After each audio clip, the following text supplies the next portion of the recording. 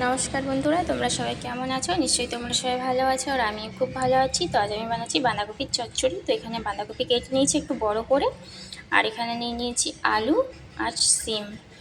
আর আজকে আমি গুঁড়ো মশলা দিয়ে বানাবো। তো এখানে নিয়েছি আদা বাটা, আর এখানে সব গুঁড়ো মশলা নিয়েছি, জিরে গুঁড়ো, ধনে গুঁড়ো, লঙ্কা গুঁড়ো আর হলুদ গুঁড়ো।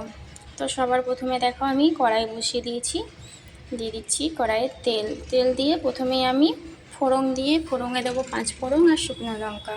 ফোড়নটা দিয়ে আমি শিম আলুটা আগে একটু লাল লাল করে ভেজে নেবো। আজকে আমি বাটা মশলা দিইনি, আজকে আমি চচ্চড়ি বানিয়েছি, তার জন্যে এখানে খালি আমি গুঁড়ো মশলা দিয়েছি আর দেবো 1 চামচ মতো সর্ষে বাটা। তো দেখো শিম আলুটা আমি ভালো করে ভেজে নিচ্ছি। শিম আলুটা একটু লাল লাল করে ভেজে নেব। একটু লাল লাল করে ভাজা হয়ে গেলে আদা বাটাটা দিয়ে দেবো। তো দিয়ে দিলাম আদা বাটা। আদা দিয়ে ভালো করে আবারও ভেজে নিচ্ছি শিম আর আলুটা। তো দেখো খুব সুন্দরভাবে ভাজা হয়ে গিয়েছে।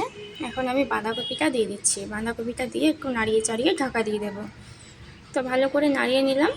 তো দিয়ে দিচ্ছি এখন ঢাকাটা দিয়ে একটু নরম হয়ে যাবে। তো এখন আমি দিয়ে দেবো গুঁড়ো মশলাগুলো, জিরে গুঁড়ো, হলুদ গুঁড়ো, ধনে গুঁড়ো, লঙ্কা গুঁড়ো আর লবণ, সব দিয়ে ভালো করে আবারও সবজিটা নাড়িয়ে চাড়িয়ে নেব। তো এখন দিয়ে দেবো একটা টমেটো কেটে নিয়েছিলাম, টমেটো দিয়ে আবারও ভালো করে নাড়িয়ে নেব।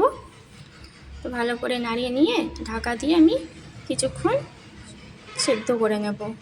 তো দেখো টমেটো দিয়ে ঢাকা দিয়ে দিলাম, সেদ্ধ করে নিলাম একটু। তো বাঁধাকপি থেকে যে জলটা বেরিয়ে এসছে এতেই আমার সবজিটা হয়ে যাবে। তো আলু, সিম, টমেটো, বাঁধাকপি সব সেদ্ধ হয়ে যাবে। তো এখন আমি দিয়ে দিচ্ছি 1 চামচ মতো সর্ষে বাটা দিয়ে আবারও ভালো করে নাড়িয়ে নেব। তো বন্ধুরা, তোমাদের যদি আমার এই রান্নার ভিডিওটি ভালো লেগে থাকে তো অবশ্যই লাইক করো, কমেন্ট করে জানাও যে কেমন হয়েছে, আর অবশ্যই সাবস্ক্রাইব করে দিও। তো এদিকে আমার বাঁধাকপি চচ্চড়ি রেডি। তো দেখো খুব সুন্দরভাবে সেদ্ধ হয়ে গেছে। তো আজকের মতো টাটা, বাই বাই।